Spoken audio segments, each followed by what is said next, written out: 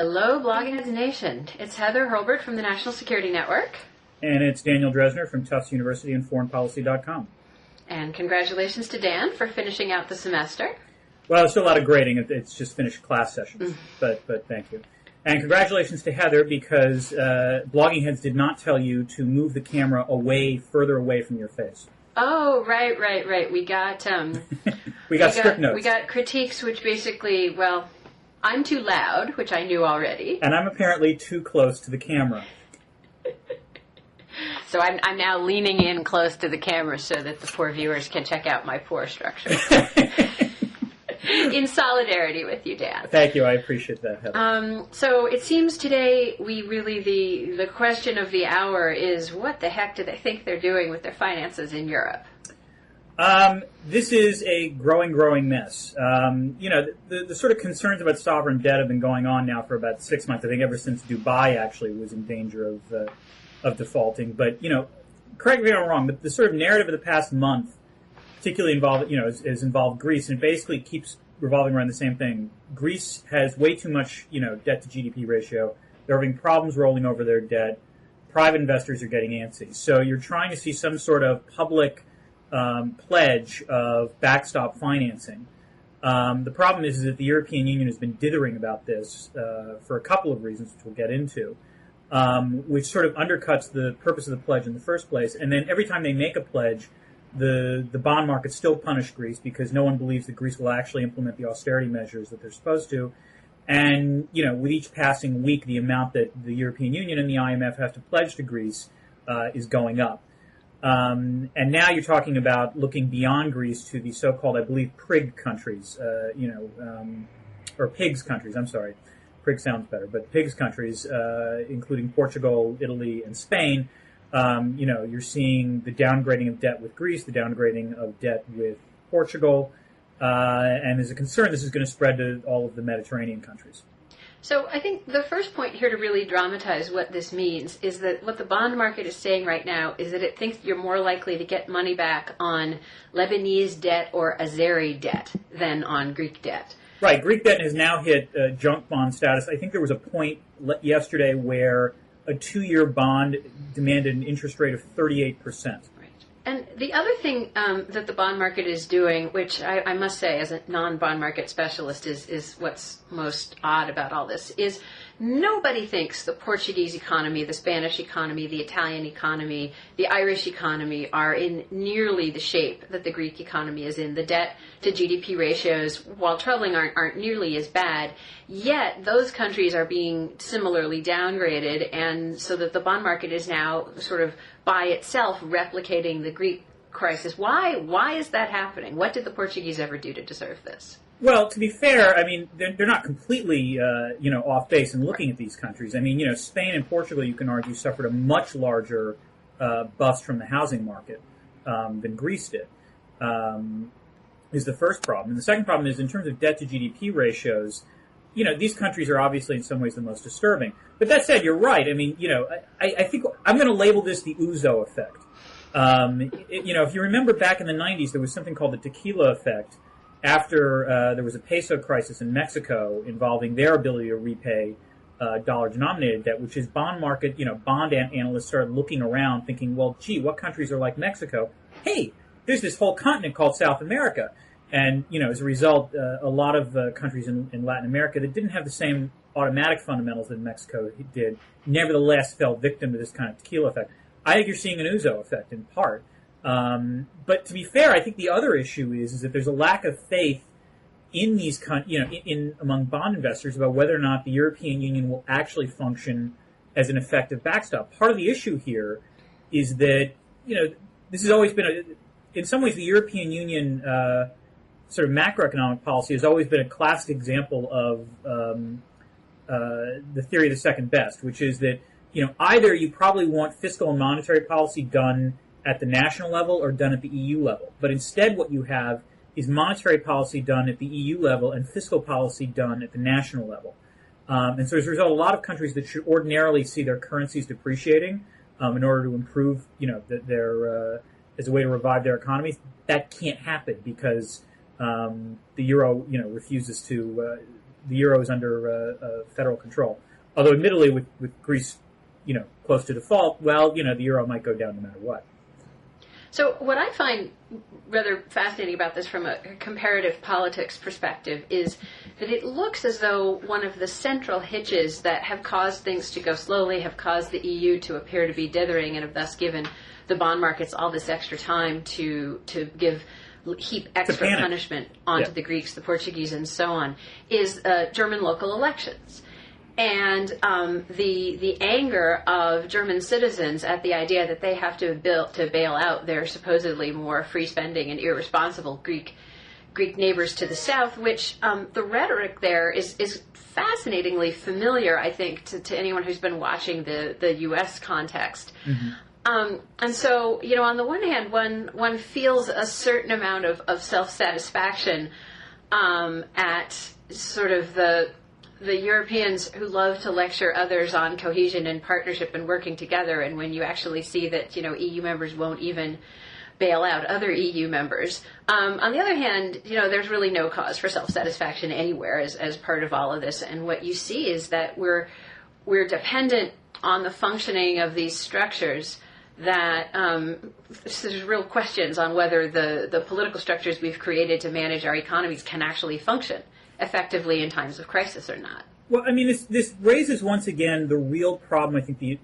from a U.S. perspective, I am a little bit concerned about the Schadenfreude, because let's face it, we all have it. The Europeans were lording it over us, about 18 months ago in the fall of 2008, saying, you silly Americans with your stupid, financial system, and then of course they realized they were, imbricated in the whole thing as well.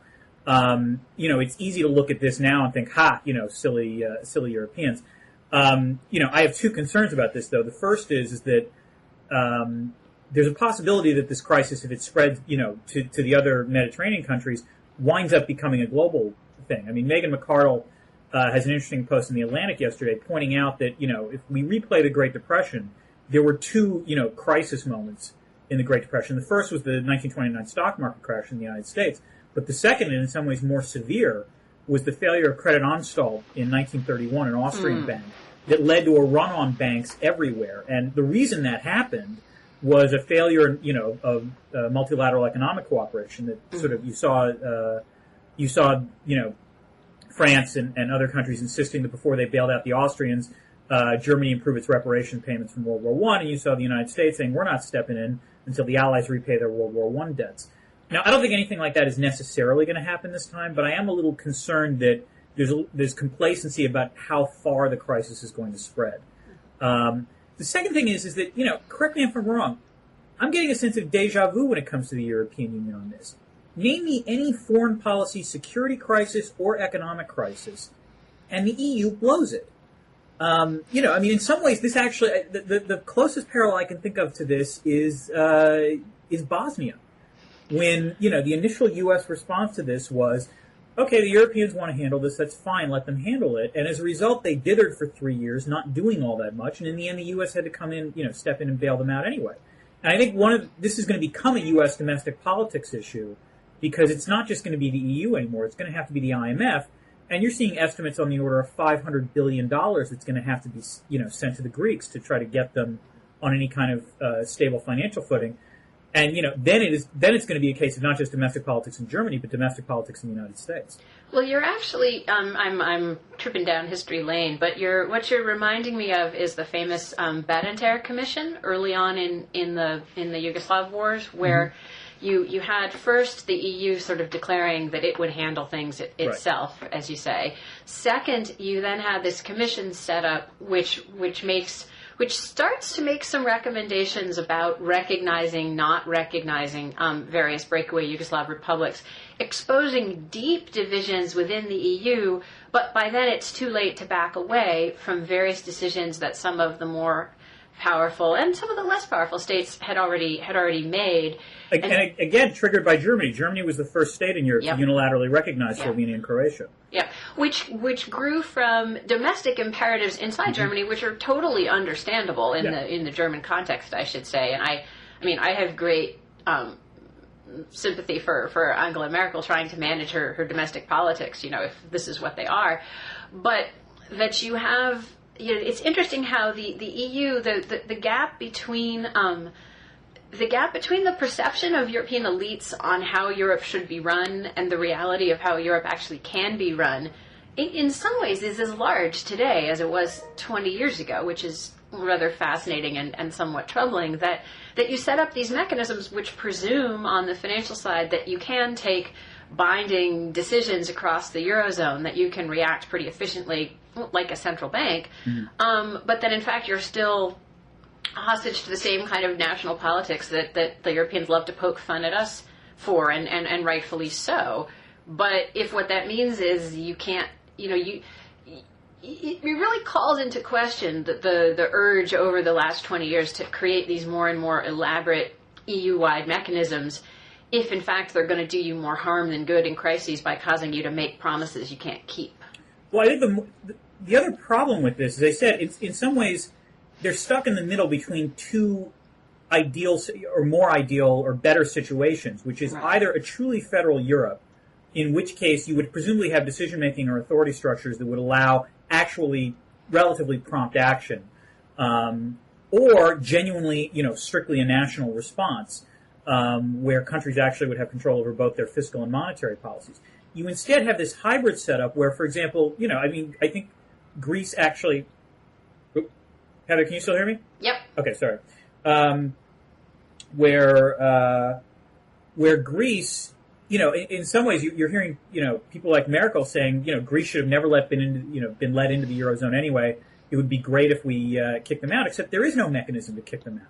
And any attempted mechanism to kick them out would really have continent-wide effects. So, you're right. As much as, the Europeans and the rest of the world might bitch and moan about the glory that is the U.S. Senate, EU decision makers are equally problematic. In some ways, I think there was a story in the Times today about the fact that, this isn't just hampering Europe, it's also hampering the IMF, which is this added, political layer when it comes to the EU of they desperately do not want to have to go to the IMF on this, at least the French don't.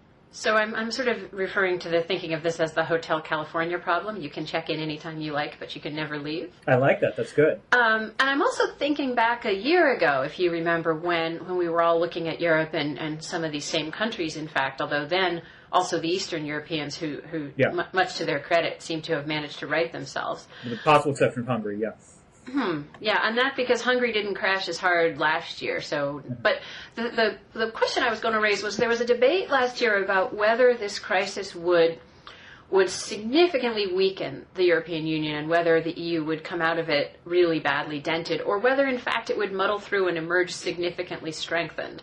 And last year, we sort of reached a point where there were more people arguing for strengthened than weakened. But how would we revise that now? I actually think the one constant in the European Union is muddling through. That's all they do. The real question is that what is the point at which muddling through will no longer, the bond markets will no longer be satisfied by muddling through. One of the things that if you read, I've been reading Carmen Reinhart and Ken Rogoff's excellent book, This Time It's Different, about these sorts of crises in world history. And one of the things they stress is that life isn't fair when it comes to when bond markets are going to punish countries for liquidity or solvency crises. There's wide variation in debt to GDP ratios for when the bond market will decide, no, we've had enough of this. So it's not clear that, in some ways, I actually have some sympathy for the EU because they're trying to figure out what will satiate the bond market, and I'm not sure anyone knows what will satiate the bond market at this point. I think there was an op-ed in today's Financial Times by the head of PIMCO, El Arion, and I have to admit the list of conditions that he said have to be satisfied for bond markets to relax about Greece really scared the crap out of me because they're almost all political, and I don't put great odds at them actually being achieved. Yeah. So you mentioned the tequila effect and the Latin America crises in the 90s a little while ago, which made me think of Argentina, which, of course, did default and go to the rock bottom. And for somebody who doesn't follow Argentina closely, you look at it now and you say, oh, well, that actually wasn't that bad. Of course, for Argentines, it was that bad. It was that bad. They got a few years of growth about this. It's true, because obviously the currency depreciated and allowed them to, the world didn't end. Right. That said, they've suffered significantly from this, and let's just say that Christina Kirchner is not the most popular politician. Well, right I now. was going to say it's still deforming their politics and their attempts to play, kind of at the level on the world scene that Chile and Brazil, which didn't go through that experience, do.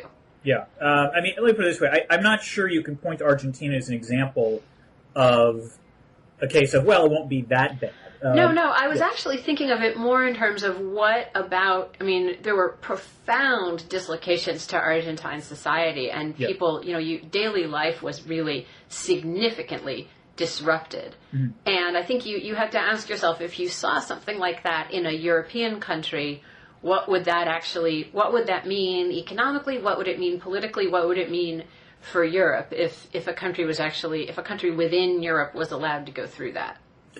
I mean, the other question, I think that's a fair point, and this is the 64 billion euro question, is whether or not Greece is willing to go through that, because any kind of bailout package is going to come with a set of austerity measures. You've already seen riots in Greece. Yeah. You're just going to see more of that if any of these austerity measures are implemented. But on the other hand, again, I'm not sure what the alternative is.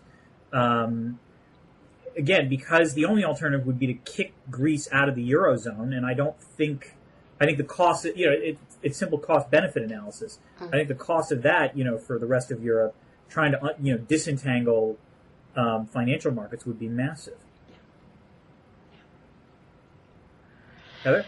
Yep, I'm here. We should explain to viewers that we had a major technical glitch, which was entirely my responsibility the first time we tried to record this segment. So Dan is understandably nervous, and more to the point, we had to delay 2 days, and the Greeks got further devalued and degraded. So I feel some personal responsibility for the further decay of the world economic situation in the past 2 days. Well, Heather, I expect you to testify in front of the what's the name of the U.S. Financial Crisis Commission? Is that it? Or what? No, I'm only thinking of the Bailout Commission, but I don't think I can testify until I have a nickname that's as good as the Fabulous Fab. So I think I'm safe for quite a while. But this is a good contest for the Blogging Heads commentators. Come up with a nickname as good as the Fabulous Fab for Heather Hurlburt. I will offer the Hellacious Heather. I was going to say, please keep it clean. So the other thing, sort of European politics that we haven't explored is how and whether this plays into the incredibly close and interesting British elections. Well, unless, of course, they're not close at all. I see one poll that suggests that Brown is down to 18%, and sort of the interesting question is whether Clegg actually comes out on top. Well, I mean, what everyone was talking about yesterday, have you seen this video that Gordon Brown, caught himself with? And I think this shows the way in which I'm clearly, a mass elitist and not a really lousy politician.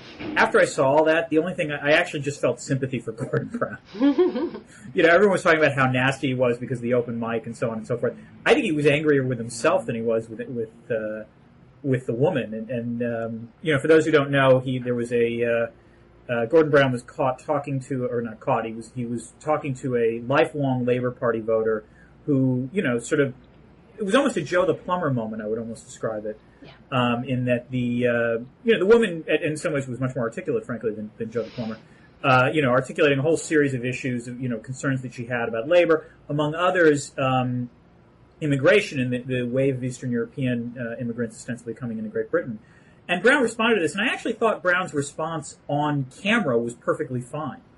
But the problem was that he then went into his limousine, not realizing he had a live mic still attached to him, said that was a disaster, I can't believe you guys did that, put me in front with that bigoted woman was the phrase, which was a clearly poor choice of words. And so he then had to go back to that woman's house, hat in hand, and it's now this big scandal. Yeah, I mean, I actually think more the problem is that it plays into Brown's image that he is angry and that he is a fount of cloaked anger and hostility, and also the sort of old and beaten. There's been this interesting debate back and forth about whether, and I this is one of the reasons I raised this in the context of the economic crisis, whether the fact that he is older and looks so much older and more experienced than either of his rivals plays to his favor in a time of uncertainty, Crisis, or whether it plays to his disadvantage in that when the voters feel this desperate need for a fresh face. It would be interesting to see whether or not, if the sort of crisis in Greece spreads, to the rest of Europe, whether that, you sort of see the flight to safety, as it were, right. Whether or not Gordon Brown represents the flight to safety, because usually people haven't. My understanding is that his economic policy, he was Chancellor of the Exchequer before becoming Prime Minister. That said, the election is next week, correct? Yes. Yeah. My hunch is that I don't think the markets are going to curdle that quickly. So this is probably going to be the end for Gordon Brown. I heard somewhere on the radio as I was running through a room this morning some predictions that the bond effects that you're seeing in the PIGS countries now could actually spread as far as the UK. Yeah. Which I didn't quite understand why the UK in particular, but one presumes that won't happen, or its effects won't be absorbed between now and the election. But then on the other hand, well, to be fair, back in 2009, again, what the bond rating agencies are paying attention to is the debt to GDP ratio question, and the extent to which the housing market was responsible for the booms in some of these countries. And in that sense, Great Britain was actually worse off than the United States. So, you can look at the fundamentals, and I think Moody's actually issued a warning last year that their AAA rating was under threat. Now that subsided, but, again, you could see that some kind of Ouzo effect kick in there. Although, as an aside, I, again, just have to say I find it fascinating that everyone's suddenly paying attention to these rating agencies again, given how abysmally they did during the housing crisis in this country. So, they got a slight pasting, I think, last week in testimony. But, the fact is, if you're not going to listen to them, who else are you going to listen to? So I'm tempted, because our viewers have very patiently put up with 25 minutes of economic commentary, to wrench this conversation violently from the crack up of New Labour in the UK to the crack up of a large South Korean ship off of the North Korean coast. Oh, that was painful. That was a really painful segue, Heather. Okay, all right, go ahead. But if you haven't seen, we will append a link because it's really worth looking at this incident where a South Korean boat was sunk allegedly by a North Korean torpedo, and then pulled out of the water one half at a time. And there are these fabulous pictures of the boat being lifted up out at sea, pretty much as if you had taken one of your kids' toys and broken it over your knee in a fit of frustration, and then held up one piece of it and said, "See, look at that." Which raises the ongoing question, Dan. The way you put it to me is North Korea deterrable? Yeah. What the hell is going on there? And my view on this, just to continue to hog the mic for another second, is that there's a leadership struggle going on, and so in some ways, are they deterrable is not the right question. What the hell is going on is the right question. Yes, the real problem here is that you don't know if what the North Koreans are doing. First of all, let's be clear. You're correct to use the word allegedly, but that's only because my understanding is everyone knows that in fact by this point it was a North Korean torpedo. Yeah. The U.S. says it is. The South Koreans clearly know it is. It's pretty obvious.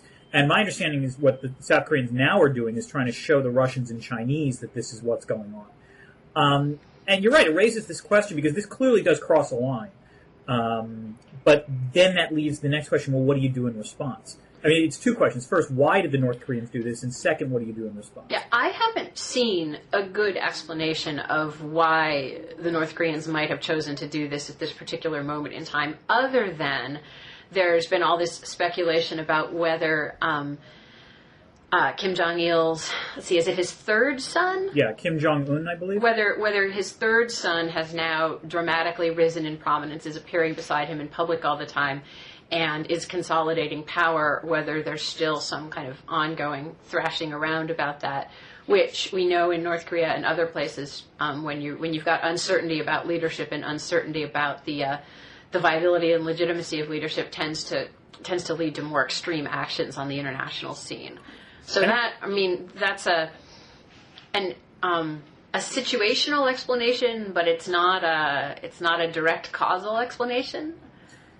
Well, I mean, I don't necessarily disagree with you. I mean, my understanding, I have it on good authority that basically the North Koreans were very, very close to coming back to the six-party talks. Yes. That, yes. the sort of U.S. Policy, the policy of the other five parties, which is, look, you're not going to get any incentives for coming back, but,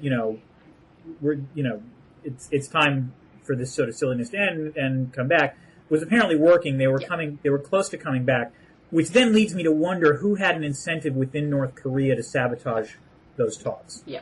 And so in that sense, I think it's a combination of, the idea that there was going to be negotiations and then who had an incentive for those negotiations not to go forward. So you're right, it could be uncertainty within the DPRK leadership and, certain elements either not wanting Kim Jong-un to go forward or to be promoted as a way of therefore sabotaging or calling into question just who was in charge. And this is something that's very clearly, we lack basic intelligence on sort of these kinds of schisms. I mean, my understanding is that, for a lot of American negotiators, they simply aren't used to the idea that there might actually be schisms within North Korea. Well, it's an interesting problem about our way of conceptualizing world politics, which maybe I should pick on you about a little bit. Is why on earth do we find it so hard to understand that there are factions in authoritarian societies, just as there are in democratic societies, that determine policy outcomes? I mean, we have the same problem with Iran, frankly, where a lot of what's going on and the unpredictability and oddness of what's going on seems to be being driven by internal power struggles within conservative elites of both the clerical and military varieties, and we seem as a culture signally unprepared to recognize that and express it and explain it and deal with it. And is there something, dare I ask, about our education system that helps promote that? I'm going to say no. I actually don't think this is unique to the West. This is a cognitive bias that a lot of people have. Jonathan Mercer wrote a wonderful book about 15 years ago called Reputation in International Politics, where he pointed out that basically, countries have that, policymakers have this bias, which is the following. We tend to assume that our adversaries, whenever they act in a way contrary to our interests, are doing so because of their inherent characteristics, which is they're evil. But if they actually do something useful, it must be because environmental factors, or constraints push them in that direction. And then we make the reverse calculation with our allies, which is we assume whenever allies do something that, we like, it's because they're inherently good.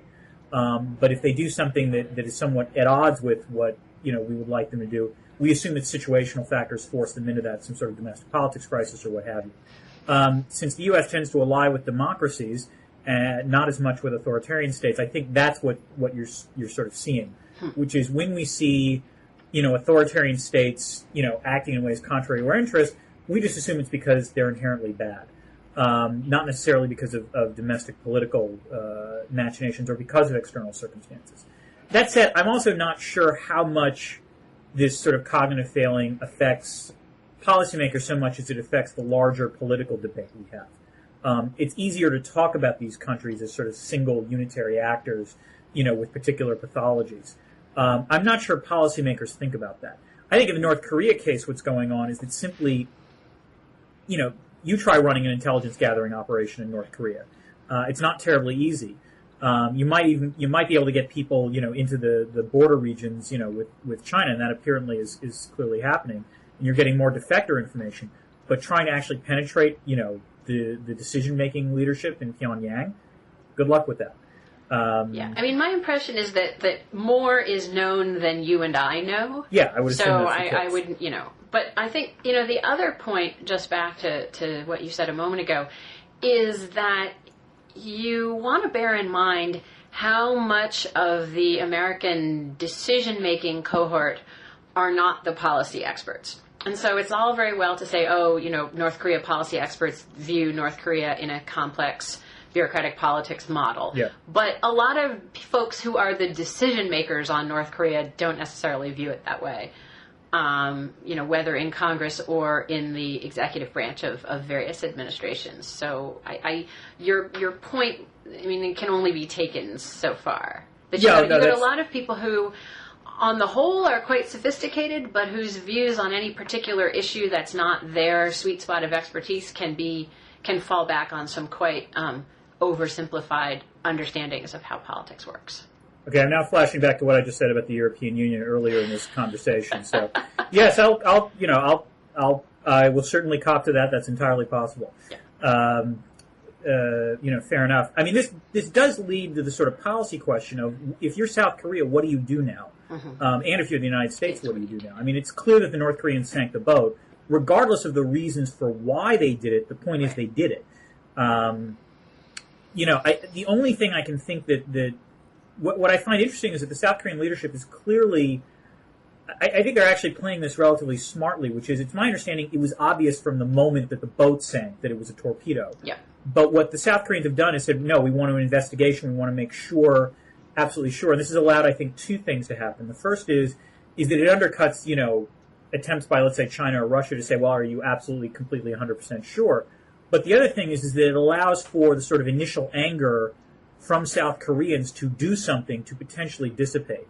Because it's very clear that, South Korea can offer only a very limited military response. You're still in a sort of deterrence situation with North Korea, which is, if you actually, try to retaliate, North Korea can always decide to take more provocative action. Yeah. Yeah. There is part of me, not being in the South Korean elite, and therefore, having a somewhat more risk-loving attitude, to actually try to call the North Koreans on this, because, if North Korea actually were to do something more prominent, it really would be, that's their last card. And I don't think they want to play that. But on the other hand, I'm not the one, living in Seoul, only 100 miles away from the DMZ. Right.